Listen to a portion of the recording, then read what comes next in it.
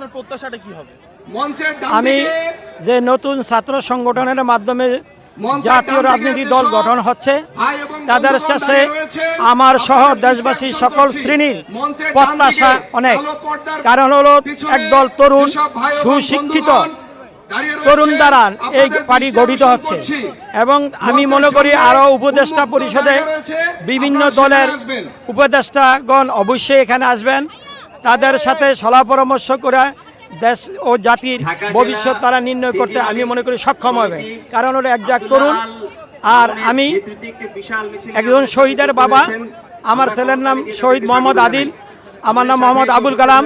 আমি আপনাদের মাধ্যমে দেশবাসীর কাছে এবং বর্তমান সরকারের কাছে একটাই দাবি করছি, সেটা হলো সকল শহীদদের হত্যার বিচারের পূর্বে আমরা নির্বাচন চাই না। এটা হলো আমার সকল শহীদদের পক্ষ থেকে আমি বলছি। এবং এই তরুণ যে নতুন দল হচ্ছে তাদের মাধ্যমেও আমি দেশবাসীর কাছে একই দাবি করছি যে আগে সকল হত্যার বিচার, তারপরে নির্বাচন। কারণ হলো নির্বাচন হওয়ার পরে এরপরে এই বিচারকে প্রহসনে পরিণত হয়ে যাওয়ার সম্ভাবনা রয়েছে। আসসালামু আলাইকুম।